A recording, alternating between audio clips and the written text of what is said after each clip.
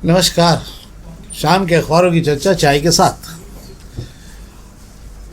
आज शहर की बहुत सारी खबरें हैं और 30 जुलाई है।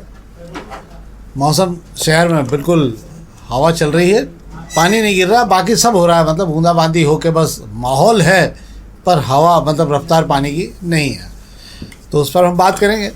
आज इंदौर ने को नया रिकॉर्ड बनाया सेग्रीगेशन को लेकर। महापौर के आह्वान पे आज पूरे शहर भर के लोग निकल पड़े एकदम घरों से मोबाइल ले लेके, और सब ने सेल्फी डाल दी है। शायद 4 लाख के लगभग होने आ रही है, और ऐसा बताया जा रहा है कि शाम को 5-6 बजे तक, जब तक ये चलेगा, 5 लाख से ऊपर हो जाएगी। एक नया रिकॉर्ड इंदौर के लिए हो जाएगा। स्वच्छता के बाद इसको भी रिकॉर्ड में ही दर्ज कर लिया जाएगा। हर बार एक नए रिकॉर्ड शहर बना रहा है।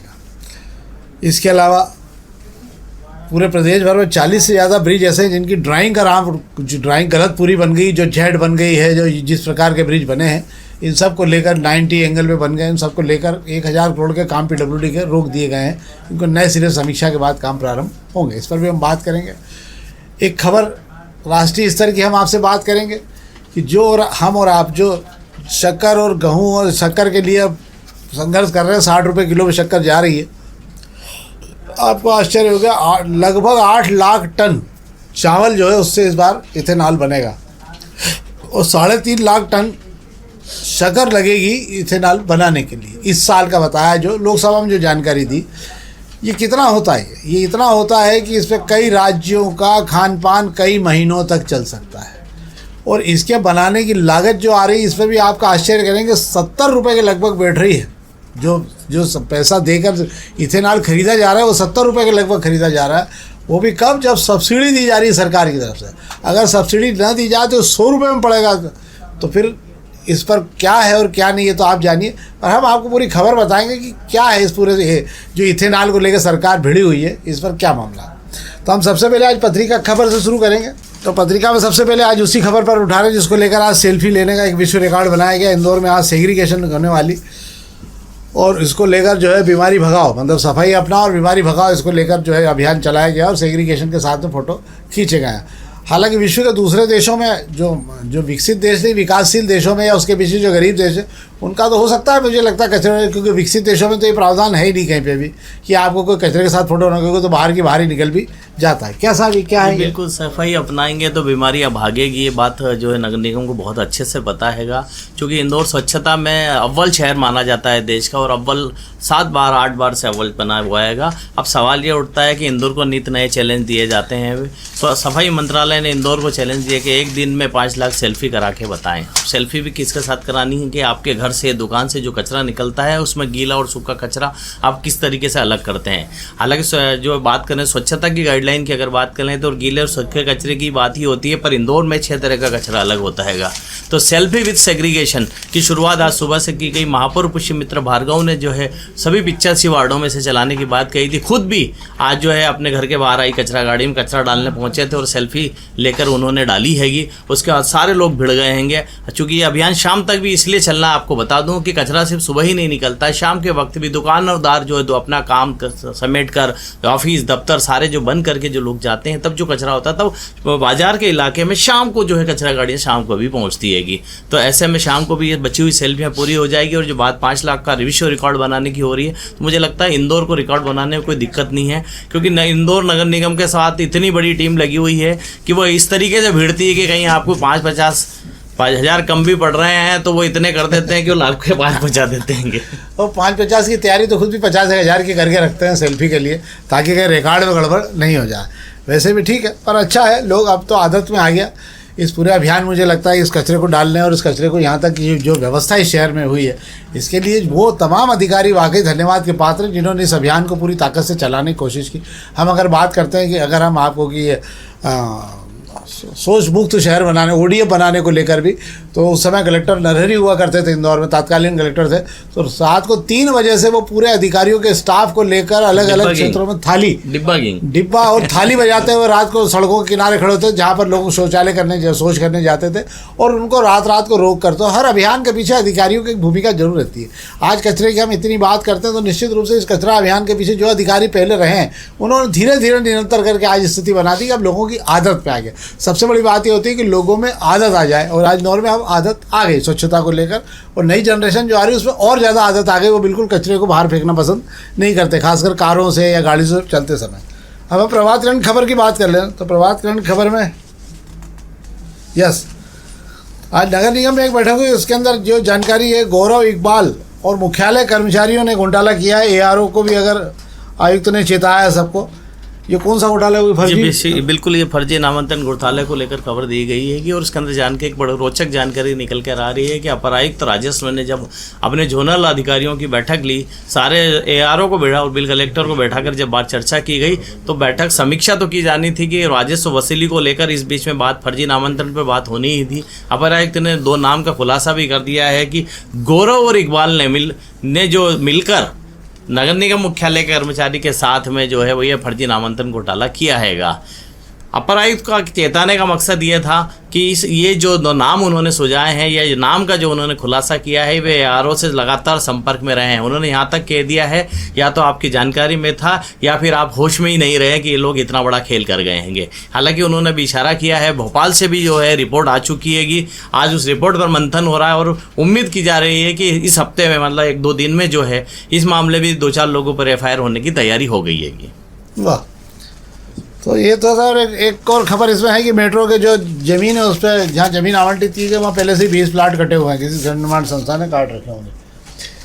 अब हम अग्निमाड़ खबर की बात कर रहे हैं। अग्निमाड़ में एक तो खबरें यकीनन बहुत अच्छी है जिस पर बात होनी चाहिए। एक तो जनगणना को लेकर जो नगर निगम ने जो जनगणना के हिसाब से खाता खोले थे और जिन लोगों ने जिन अलग अलग परिवारों में, उसको लेकर एक अभियान चलाया था कि जहाँ जनगणना की जानकारी के आधार पर उन्होंने संपत्ति करके खाते खोलकर अपना राजस्व बढ़ाने की कोशिश की थी, परंतु उससे पानी ढुल गया, मतलब सारी योजना पे जो है पूरा वो हो गया, रायता ढुल गया। उसके अंदर जनगणना की जानकारी से नहीं खोज पाओगे और संपत्ति कर, केंद्र सरकार के जो नए आदेश आ गए उसे मना कर दिया कि इस प्रकार का कोई काम नहीं करोगे। अब क्या होगा, हमारा भारी नुकसान हो गया क्या? जी बिल्कुल, आपको बता दूं मैं कि जनगणना जो है सेंट्रल गवर्नमेंट की कराई गई योजना का एक हिस्सा था। जब जनगणना के लिए सबसे पहले मकानों की गिनती पूरी हुई है, और मकानों में आप कच्चे में रहते हैं, पक्के में रहते हैं, आपके चद्दर है कि नहीं, आपका टीवी है कि नहीं, आपका फ्रिज है कि नहीं, तमाम तरह की जानकारी जो डाली गई। अब दूसरा दौर जो शुरू होगा उसमें टाइम है, हालांकि उसमें एक एक व्यक्ति की गिनती की जाएगी।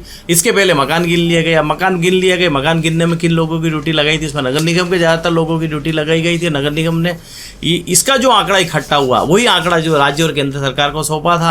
अब भोपाल में एक जादूगरी कर ली गई कि जितना आंकड़ा सौंपा गया था कि जनगणना में इतने मकान भोपाल में दिख रहे हैं और संपत्ति करके भोपाल नगर निगम के हिसाब में कम दिख रहे हैं, जो नए पते उनको मिले थे वहाँ जाकर उन लोगों के जो है नए खाते खोल दिए गए, उनमें संपत्ति कर खाताधारक बना दिया गया भोपाल को देखकर। हालांकि आपको बता दूं इंदौर नगर निगम ने ऐसा करने की हिम्मत नहीं जुटाई थी कि जनगणना के जो आंकड़े होते हैं वो गोपनीय होते हैं, उन आंकड़ों से आप अपना इस्तेमाल नहीं कर सकते हैं। पर भोपाल ने चूंकि ऐसा कर लिया तो नगर निगम इंदौर ने भी तैयारी कर ली। 3 दिन पहले हुई बैठक में उन जनगणना के आंकड़ों को रखा गया, हर जोन में कितने मकान चिन्हित गिने गए हैं और नगर निगम के पास कितने संपत्ति कर खाते हैं, उस हिसाब से नए इन जगहों पर पहुंचकर खाते खोलने की तैयारी शुरू हो गई थी। इस बीच जो है केंद्र सरकार की तरफ से चिट्ठी आ गई और सारी चीज़ों पर रोक लगा दी गई कि आप ऐसा नहीं कर सकते, ये हमारा डाटा है, इस डाटे का इस्तेमाल आप नहीं कर पाएंगे। तो अब ये काम खत्म हो गया, मतलब जिन लोगों को ये चिंता करें तो वे चिंता ना करें कि आपका डाटा अति गोपनीय होता है। वैसे भी एक और खबर पर हम बात कर ले रहे हैं, पीडब्ल्यूडी और तमाम जगह आपको याद होगा शायद कि 90 के एंगल का ब्रिज बन गया था भोपाल में, जिसको लेकर भारी हंगामा मचा था कि सीधा जाकर हमारे यहाँ मरी माता वाला ब्रिज भी कुछ ऐसा ही बन गया था। इसके अलावा अभी हाल पिछले दिनों भागीरथपुरा के वहाँ जहाँ जो रेलवे के लक्ष्मीबाई नगर के वहाँ जो ब्रिज बन रहा था उसका कर्व भी अलग हो जाने के कारण उसका काम निर्माण रोक दिया था।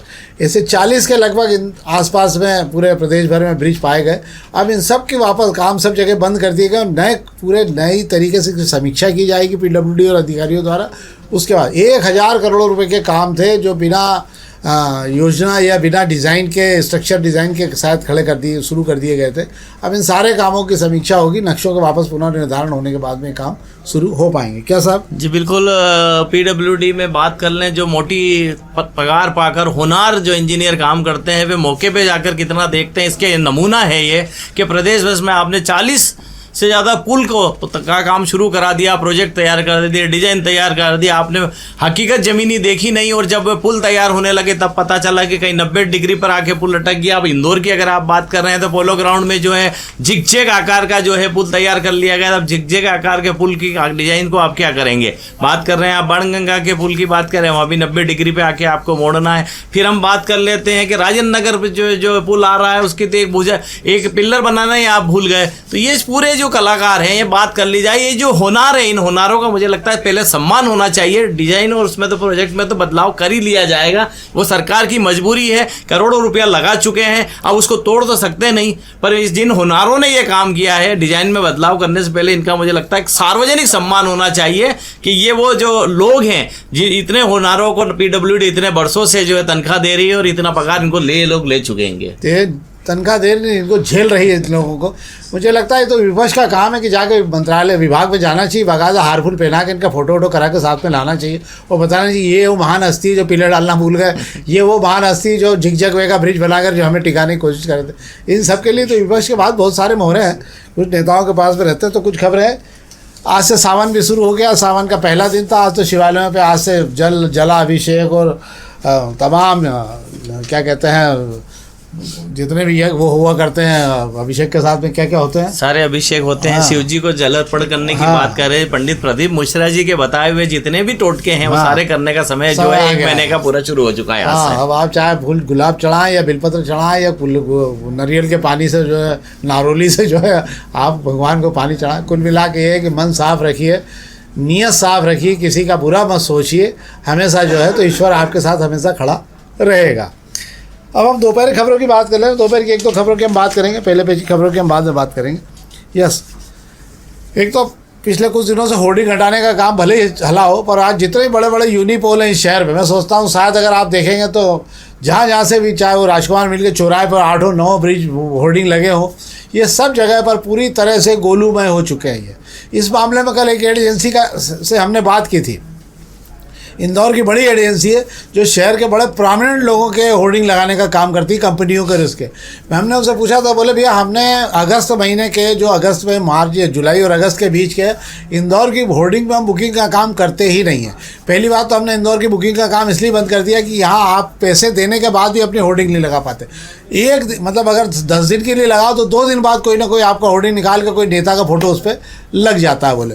और इधर ये जो कांवड़ यात्रा गोलू भैया की शुरू होने वाली रहती है, तो गोलू भैया के चक्कर में किसमें दम है जो अपनी होर्डिंग हटवाए नेता। तो ऐसे में क्या हो रहा है कि वो तमाम लोग जो है अपनी होर्डिंग की बुकिंग ही समाप्त कर देते कि भैया ऐसा करो ताकि इनके होर्डिंग का काम खत्म हो जाए। तो अपन सितंबर अक्टूबर में देखेंगे कब, जब दिवाली आ जाएगी। तो आप देखो इस समय पर नगर निगम के यूनिपोल होने के बाद, जबकि दूसरी जगह बुकिंग है, पर नगर निगम के यूनिपोल पूरी तरह खाली पड़े हुए हैं जिसपे कोई भी एजेंसी का विज्ञापन बुक नहीं है। क्यों साहब? जी बिल्कुल आप सही कह रहे हैं। और ये कोर्ट की सीधी सीधी अवहेलना है कि कोर्ट ने आदेश दिया कि 24 घंटे के अंदर जो है धार्मिक और जितने सियासी होर्डिंग लगे हुए हट जाना चाहिए। उसका रास्ता निकालने के बजाय नगर निगम हिम्मत नहीं जुटा पा रहा और छोटे होर्डिंग निकाल रहा है जो शहर के अंदर लगे हैं। कलेक्टर दफ्तर के ठीक सामने जो 2 गेट बनाकर सड़क पर तान दिए गए, एक भी हटाने की हिम्मत जो है ना जिला प्रशासन कर पाया ना नगर निगम कर पाया। कहा जा रहा है कि आज उसे हटाया जा रहा है। बात कर लेते हैं और होर्डिंग की। गोलू में सारी जगह यूनिपोल हो चुके हैं, अब उसमें तो कितने हटते हैं वो बात अलग है। चूंकि आज महापौर पुष्यमित्र भार्गव ने जरूर ऐलान कर दिया है कि उनके जितने भी होर्डिंग थे वे उन्होंने सब निकलवा दिए हैं। उनके जो समर्थकों ने जो है उत्साह में आकर वे होर्डिंग लगा दिए थे वे अब लगने नहीं देंगे। हालांकि बता दूं महापौर जी ने दूसरी बार कहा है, इसके पहले भी वे कह चुके हैं कि उनके होर्डिंग उनके जन्मदिन पर किसी तरीके से शहर में होर्डिंग लगा के शहर को गंदा नहीं करना है। पर उसके बावजूद उनके समर्थक जब कोई आयोजन होता है महापौर जी के होर्डिंग जो है शहर भर में बांट देते हैं। वाह, तो आप ये मान लीजिए कि अभी 4-5 दिन आपको चीज़ ज़रूरत निकलेंगे, आपको गुरु जी के दर्शन होते हुए मिलेंगे। आप होर्डिंग को ऊपर देखकर नमन कर सकते हो, हाथ तो मिला नहीं सकते आप उनसे, क्योंकि वो इतने ऊंचे होर्डिंग लगे हुए हैं शहर भर में। और एक आकलन के अनुसार बताया जा रहा है कम से कम 15 से 20 लाख रुपए खर्च होते हैं इन होर्डिंग लगाए जाने पर शहर भर में। कांवड़ यात्रा कितने की होगी ये तो आप जानिए, पर हम एक आंकड़ा बता रहे हैं आपको कितने रुपए तक का खेल केवल होर्डिंग में हो रहा है। एक और खबर पर हम बात करेंगे दोपहर की। बाबा राम, आपको याद होगा शायद कि जब इन्वेस्टर समिट हुई थी तो बाबा रामदेव को 2016 में प्रीतमपुर में उस समय पे एक तो अपने डिफेंस उद्योग के लिए अनिल अंबानी ने जगह ली थी लंबी चौड़ी एकड़ों में, और दूसरे ज़मीन ली थी बाबा रामदेव जी ने, योग गुरु बाबा रामदेव जी ने ज़मीन ली थी। 40 एकड़ ज़मीन के लगभग थी है, यस 40 एकड़ के लगभग ये ज़मीन थी। तो उन्होंने उस समय कहा था कि इतनी ज़मीन में तो मैं केवल कबड्डी खेलता हूँ और मुझे बहुत बड़ा उद्योग डालना रहेगा, यहाँ जूस का प्लांट डालेंगे हम। पता नहीं, पर वो ज़मीन के 10 करोड़ रुपए की ज़मीन उन्होंने ले ली।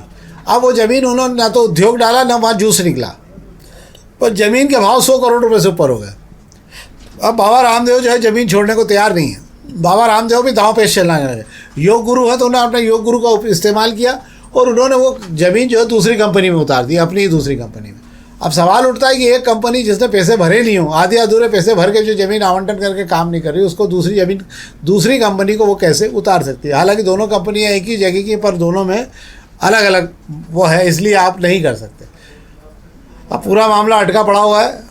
पर बाबा रामदेव ना तो यहाँ उद्योग लगाना चाहते हैं, हालांकि सरकार ने अपनी तरफ से लगा दिया है कि आपको 25% राशि इसमें जमा करके उद्योग डालना पड़ेगा।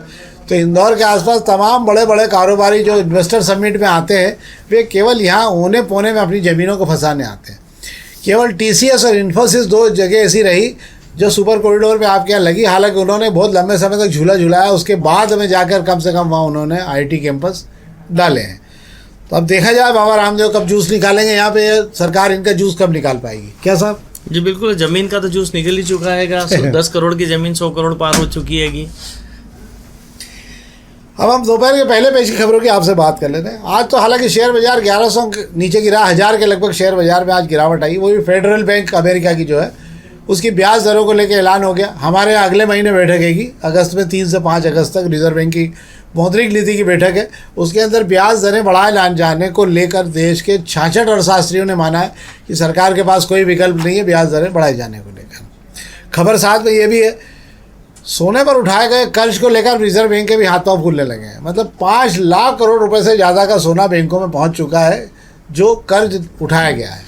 अब इसमें बड़ी मात्रा में डिफ़ाल्टर हो रहे हैं लोग, जो सोने का कर्ज की ना तो पैसा भरने को तैयार है और इसकी किस्तें भी नहीं आए। अब इसलिए नए नियम लागू कर दिए जा रहे हैं रिजर्व बैंक की तरफ से कि आप सोना गिरवी रखिए पर उसके ब्याज की किस्त अब आपको हर महीने भरना पड़ेगी। पहले ये होता था कि आप अगर 1 साल की ले रहे हो तो 1 साल बाद दुगना भर के आप अपना मुक्त करा सकते, पर अब नियम बदल दिए गए। क्यों? क्योंकि सरकार को, बैंकों को लगने लगा है कि कहीं ऐसा नहीं हो कि ये सोने के भाव और ऊंचे नीचे हो जाए तो सारा पैसा बैंक का, भारी नुकसान बैंक को हो जाएगा। और एक और खबर संक्षेप में आपसे बात करेंगे। इस साल 7.7 लाख टन चावल और 4 लाख टन शक्कर, इससे बनेगा इथेनॉल। सरकार इथेनॉल बनाने के लिए, आपको आश्चर्य होगा, 38 रुपये किलो के लगभग का अच्छा चावल खरीद के तमाम इथेनॉल कंपनियों को 22 रुपये से 23 रुपये किलो में दे रही है। इस पर सब्सिडी दे रही है सरकार। चावल खरीदने पर 40% सब्सिडी है, तब जाके इथेनॉल बनाने वाली कंपनी चावल खरीदती है। अब आप समझ लीजिए 40% सब्सिडी देने के बाद में वो कंपनी इथेनॉल बना रही, तो 8.5 लाख टन चावल तो किसी एक ही कंपनी को चला गया है वहाँ अपने पंजाब में। इसके अलावा गुजरात में तमाम जगहों पर जहाँ जहाँ इथेनॉल कंपनियाँ हैं उनको भरपल्ले चावल दिया गया है। इस मामले में जानकारों का कहना है कि इसी इथेनॉल कंपनियों से बड़ी मात्रा में चावल बाज़ार में आ रहा है, जो 22 रुपये किलो का आकर 30 रुपये किलो तक बाज़ार में आराम से बिक रहा है। तो हमारी हालत ये है कि हम सब तरफ से पिस रहे हैं। सर, आज शक्कर के भाव 55 रुपये के लगभग पहुंच गए, थोक में 50 रुपये के लगभग है, अलग अलग भाव जाए तो फुटकर में 55 रुपये के लगभग जा चुके हैं।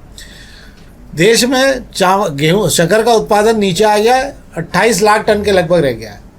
इसीलिए शक्कर का निर्यात सरकार ने रोक दिया है और राशनिंग कर दी है। मतलब 1 महीने से ज़्यादा के स्टॉक अब जगह आपको नहीं मिलेगी। क्यों? क्योंकि शक्कर की भारी कमी होती जा रही है। तो ये इथेनॉल गाड़ी में लगे नहीं मिले, मुझे लगता है कि आपको ज़रूर शुगर कम कर देना चाहिए शक्कर, ताकि धीरे धीरे आप शक्कर से मुक्त हो जाओ, तो आपकी गाड़ी को शक्कर भरपूर मात्रा में मिल सके।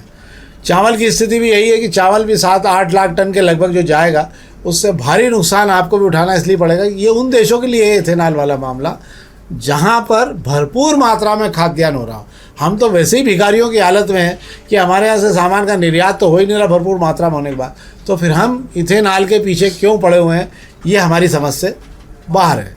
जबकि दूसरे बहुत सारे देश जो हैं सामान्य स्थिति में भी पेट्रोल ही बेच रहे हैं। तो ये थी खबरें और जानकारी जो हमने आपको दी। आग्रह इस कार्यक्रम को लाइक करिए, सब्सक्राइब करिएगा और लिंक ज़रूर अपने मित्रों तक आगे बढ़ाइएगा। बहुत बहुत धन्यवाद।